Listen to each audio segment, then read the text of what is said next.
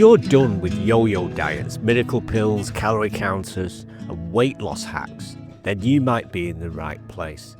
My goal is to give away 100,000 copies of my book and help as many people as possible quit diets forever. Now, you can get your free and completely unedited copy of Quit Your Diet, Think to Shrink from my website. There's nothing taken away. It's exactly the same as the one you can buy on Amazon for £19.99. Welcome to the Quit Your Diet podcast. I'm Michael Dawson, author of Quit Your Diet, Think to Shrink. And I think the name of the book says it all. My book and podcast not only provides a very strong argument for quitting that diet treadmill, but it offers a real plan and real tools to help you be ready to quit forever in just 14 days. Those tools are what I've used in my work for decades, and they've helped millions of people overcome seemingly insurmountable problems, and they can help you too. And all the free resources are available at actionfactorypublishing.com. And it's worth noting that site members who are signed up before I publish my Quit Your Diet course will get automatic free entry forever. Okay, on with the show. Thank you for joining me. As I said in the last episode, I'm going to start this series by reading directly from my book, Quit Your Diet, Think to Shrink, and answering some questions that have come up in recent weeks. I'll start by reading verbatim, and you can get these free chapters along with all the other tools absolutely free on the website, as I say. So here we go. If you need to recap, you can go back an episode and hear the introduction. And this is Chapter 1, Can We Make You Thin? I'd love to tell you that the National Health Service came banging on my door, demanding my unique expertise. You're the only man for the job, they'd insist, refusing to take no for an answer. It's the kind of scene you'd see in a movie, but real life is rarely that glamorous. Instead, this journey began somewhere far less dramatic, a mundane trip to the supermarket. I was weaving through the aisles, clutching a basket filled with essentials, probably milk or bread, when I heard someone call my name. I turned to see a young woman I'd met during an NLP course a few months earlier. Tea breaks on that course had been filled with idle chat about work, the way these things always go. We exchanged pleasantries in the busy supermarket aisle, a polite "how are you?" followed by the obligatory "what have you been up to?" And just as we were about to part ways, she hesitated. Something had sparked in her mind. "Wait," she said, her eyes lighting up. "Maybe it's a good thing I bumped into you." "Oh," I said, intrigued. "You do that motivational stuff, don't you?" Motivational stuff. I smiled politely, though inwardly I winced. By motivational stuff, I assumed she meant the solution-focused brief therapy model I'd spent far too long explaining during those course breaks.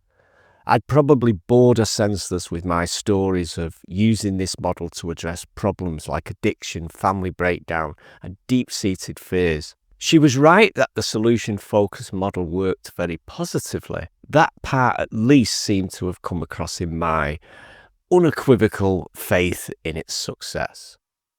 Before I could correct her, she was full of enthusiasm for an ambitious new project she was setting up with the National Health Service. And the idea was straightforward. What if a group of morbidly obese individuals were offered every conceivable intervention to tackle their weight loss over 12 weeks?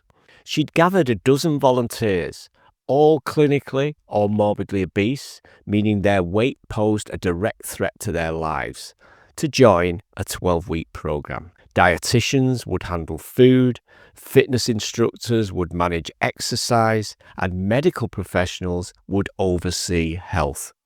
"Sounds incredible," I said, still unclear why she was telling me this.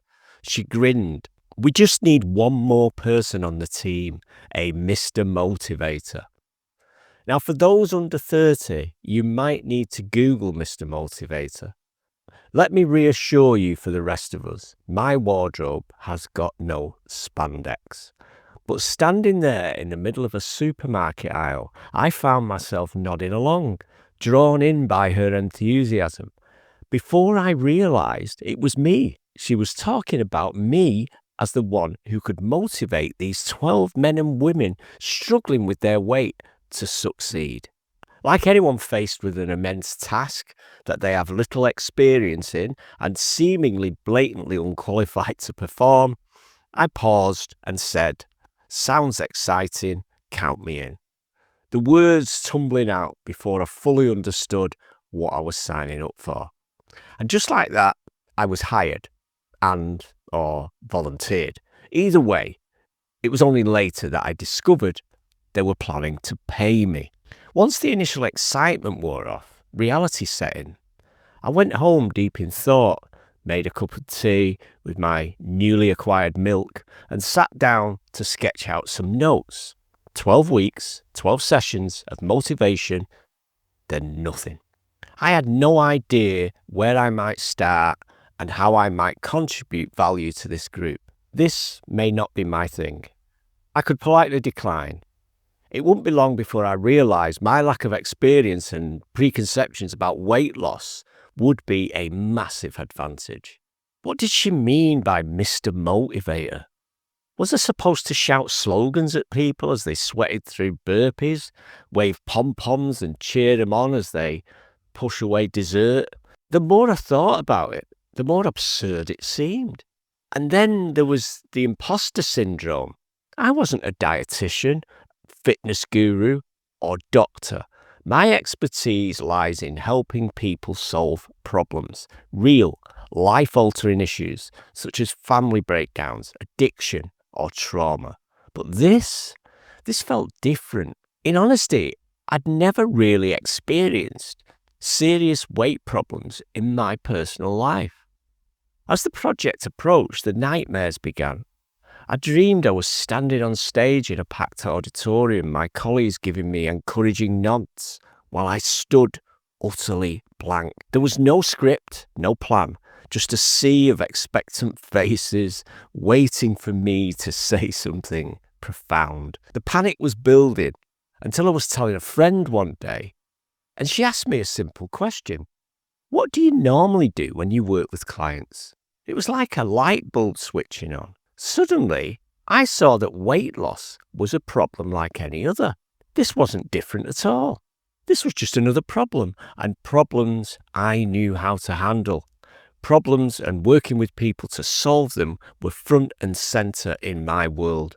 All I needed to see was that weight loss was another problem people faced. On reflection, I started to see that no one else saw it that way, because when I looked around, I saw people focusing on the problem to the point of obsession, something we wouldn't dream of doing in any standard situation.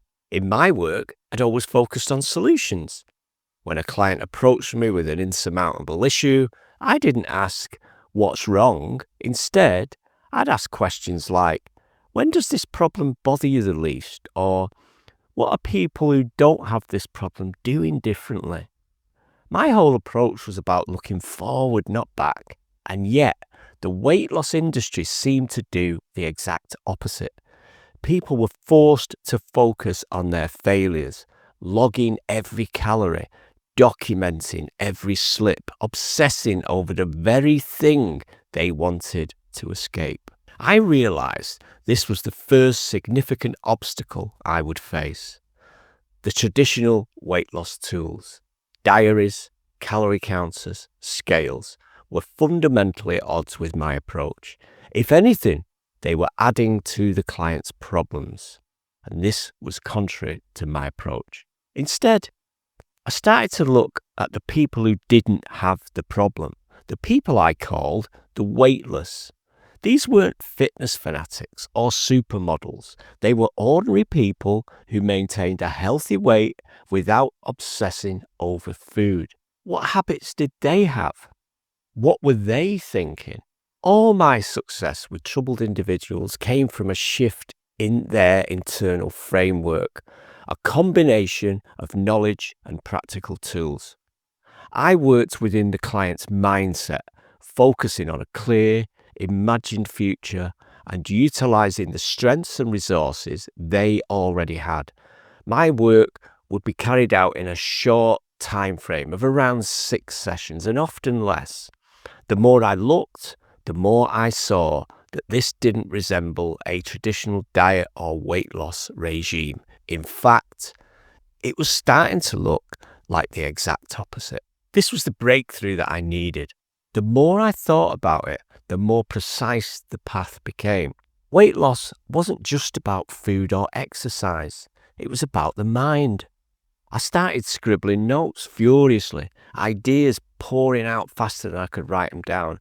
I began to build a toolkit for the mind, a practical, mind-based program that could work alongside any diet or fitness regime because the diet or regime was of little relevance. I envisioned something that would help participants shift their focus, break free from old habits, and start thinking differently about themselves and their weight. It wasn't about meal plans or calorie counts because they symbolized the problem and should be avoided. It was about freedom, about helping them see their potential and what they were truly capable of. But I knew the diet industry didn't see things like I did. There would be obstacles to overcome or work around. There would be resistance. The professionals on the team wouldn't play along with the quit the diet idea on a project funded by the National Health Service. We'd all be out on our ears when word got out that the dietitian had pulled back on strict plans and diaries. I'd be first out the door. Instead, I pushed on and ignored the team's apparent contradictions. And as it happens, no one noticed. There were no conflicts of interest or falling out, and the team worked really well. One or two eyebrows from the client group might have been raised, but nothing was said. But I'm free of that now. But some apparent obstacles to traditional regimes are worth noting. Obstacle 1. Defining success. The NHS had one clear metric for success: weight loss, pounds lost, kilograms shed. These numbers could be measured, graphed, and presented as evidence of the program's effectiveness. After all, this was a weight loss program, and they wanted concrete and tangible results. But to me, numbers couldn't and shouldn't define success alone. My research showed that rapid weight loss often leads to rapid weight gain. It's a cruel cycle that traps people in endless frustration and self-blame. Beyond that, I knew from experience with many human problems that success is deeply personal. I thought back to the young people I'd worked with in other areas of my career. For some, success wasn't about hitting the top grades or excelling in sports. It was simply about showing up.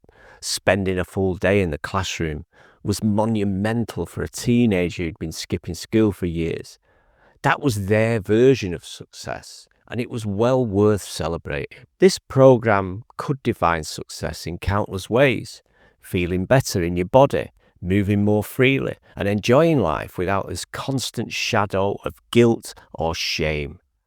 It wasn't about the number on the scale, but how the participants felt about themselves. Still, convincing others of this would be an uphill battle, so I didn't. The NHS wanted measure results, and I couldn't blame them. They needed to justify the program's expense, but I also knew we'd miss the bigger picture if we defined success too narrowly. Obstacle 2, focusing on the problem. The second obstacle was perhaps the most fundamental. The tools traditionally used in weight loss programs were entirely at odds with my approach.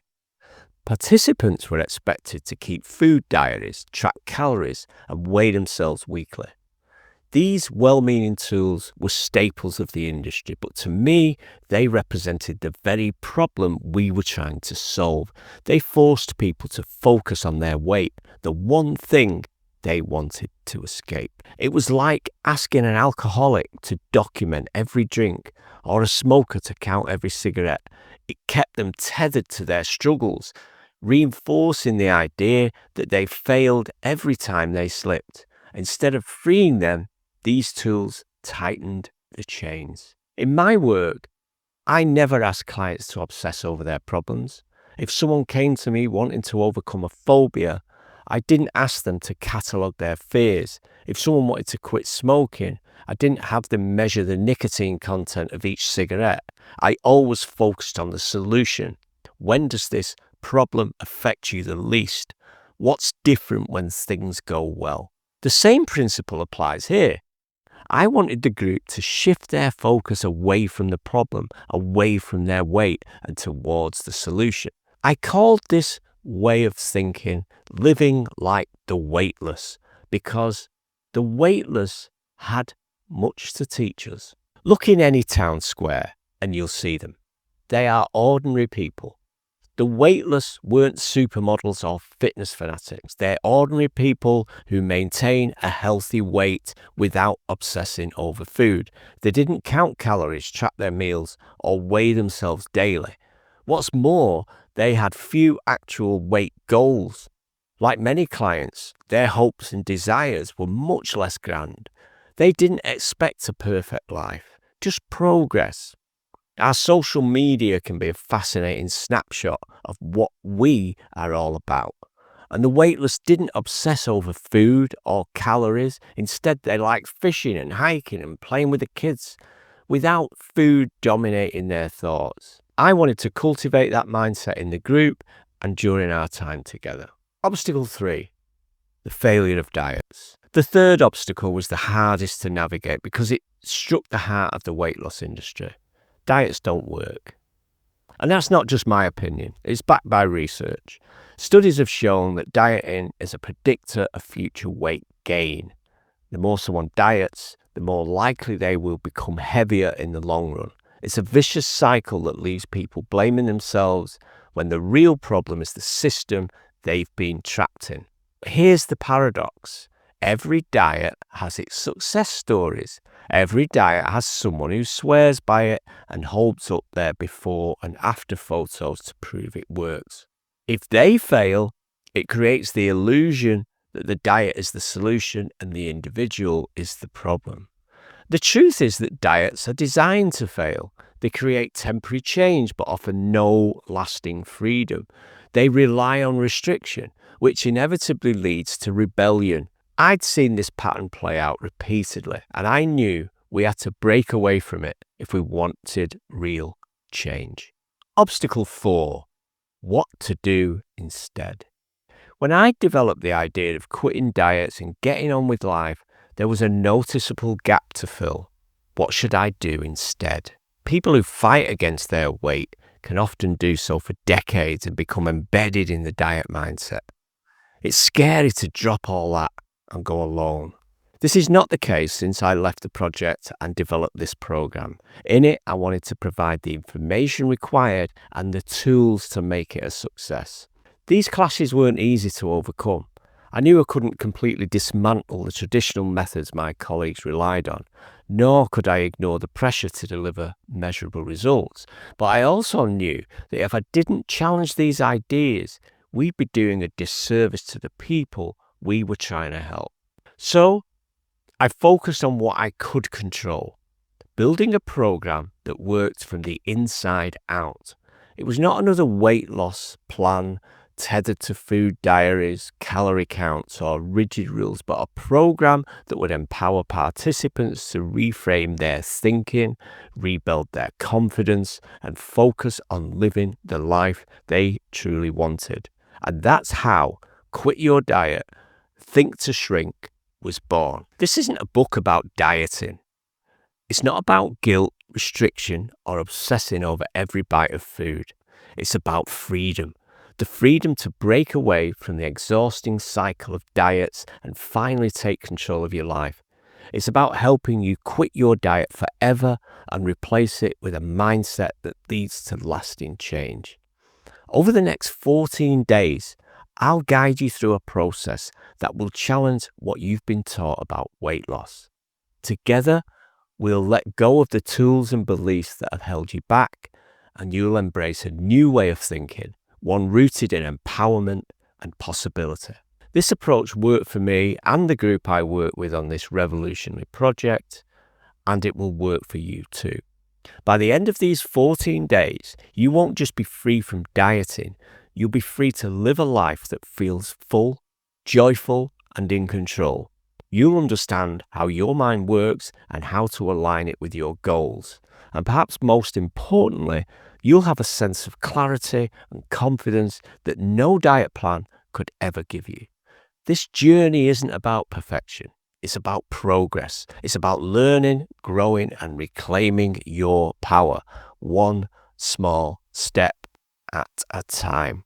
That's chapter 1 from my book, Quit Your Diet, Think to Shrink. I want to answer a few questions that have come up regarding particularly this chapter. So, without further ado, let's go. What was it about the NHS project and the idea of Mr. Motivator that convinced you to step into a role outside your usual expertise? I think, firstly, it was her enthusiasm for the project. And I must admit, it was probably a bit of vanity on my part. If I'm honest, I probably would have been willing to sit on a chair in the sidelines and just watch if she'd have invited me. At that moment, I think it was anything to be part of this unique project. It sounded absolutely fascinating. And of course there was the thrill of it as well. If you know me, I always say I'm not the guy to jump out of perfectly good airplanes or get on roller coasters. But mentally, a challenge that's mental is my kind of thing. And I must admit, I did nearly bail on the project, but I wanted to say yes first. And it was only when I realized later that, after all the stress, that we're simply dealing with a problem like any other. It was only then that I realized I could do something really, really special here. So yeah, I jumped in with both feet straight away. I would have sat on a chair, I would have swept the room to be in there. That was my first reaction. Okay, how did your personal experience with solution-focused therapy shape your decision to approach weight loss as a problem to be solved rather than a battle to be fought? Okay, it wasn't particularly solution-focused therapy. That was what got me into the project, so I was very enthusiastic about it. In my work, solution-focused brief therapy was central, and yet it never fitted completely. It never gave me everything I needed. I was also skilled and trained in NLP and clinical hypnosis, particularly with an interest in kind of waking hypnosis. So from that and from those tools, I built toolkits. I used to take things out of the toolkit box because I knew that the work I did was very, very unique. I was literally a street therapist. I used to go out and kind of go to youth clubs and colleges and work with young people in self-harm and drugs. And I had to work in a canteen, a spare room, a corridor. And I used to steal bits from all of these little methods and I built my own toolkit, which is what I do in my other role. I train social workers and youth workers in using these tools in those kinds of scenarios. I used to work with families. So, and a lot of people are scared of drifting away from their particular discipline. And as soon as I realized that I wasn't frightened of drifting off from solution-focused brief therapy and adding in other things, that's when success really happened for me and particularly for my clients. So your question, how did your personal experience with solution-focused shape your decision to approach weight loss as a problem? I think it was just realizing weight loss was just another issue to deal with, whether that's in a street, on a corridor, or in a college. Okay, in the chapter, you contrast traditional weight loss methods like calorie tracking with your approach. Can you explain why focusing on numbers might actually be counterproductive? Thank you for this question. I love this question. In my work, we'd often track positives. However, in weight loss, that's seldom the case. They don't really track, say, a lovely walk or a good day or feelings. In the Quit Your Diet, we track mainly progress. Anything that looks at negatives is counterproductive in my view. So it's not numbers that are the problem, it's what numbers. In any problem, if we've got a problem, we want something. We want something different. And the closer to that we get, the better we feel and the better we think. So what we've got to do is actually define what we want quite clearly and then start to sometimes just crawl towards it. You don't necessarily want to be on a diet. You don't necessarily want to be thinner, but you do want to be happier in some way. And that's my point about numbers. It's what we track. I'm not completely against measuring things, but anything that's focusing us on the negative, to me, is a bad thing. Hope that answers that. You mentioned living like the weightless as a key insight. What does that phrase mean to you, and how can adopting that mindset benefit someone struggling with weight issues? Let's take a group of people, bring them on a stage, and split them between those who've got a weight problem and those who don't have a weight problem. Okay, so we split them into two groups. And then the weight problem group, one of the people shouts across the room, "Hey, what's that guy doing over there? He's overweight." And that guy responds by saying, he didn't say overweight. He said, have a weight problem. So this is what I mean by the weightless. They don't have a weight problem. Now, this doesn't mean if you're unhealthy, overweight, or whatever, it doesn't give you that free reign. But there are people out there who, they're not supermodels, and they're not ripped athletes. But they don't have a weight problem. They just focus on their lives, and they manage things a lot better. And they have a totally different relationship with counters and diaries and plans. And if you go to that group who don't have the weight problem and say, can we see your diaries? Can we see your diet plans? Most of them will laugh at you and say, we don't have any of that. That's what I mean by living like the weightless. It's helping people to think differently. Let's just do one more. Given the obstacles you describe, from defining success to confronting the failures of diets, what practical steps do you propose for someone ready to shift their mindset and break free from the diet cycle? Thank you. My book is free and the tools are free. So my information and work costs you absolutely nothing. It's a 14-day plan to quitting your diet. I call it D-Day. That's diet day. After that, if you've prepared well and you have VE days, I call those VE days. The day after you quit is VE day, victory and empowerment days. So all you do is, measure movement. It's not about a destination. And then you follow that plan. It's all completely free. And your podcast is free. The tools are free. And if you're a member, pretty soon, as I'm about to tell you, when I launch my course, that's free. Then one day someone says to you, hey, you look kind of better. Have you lost weight?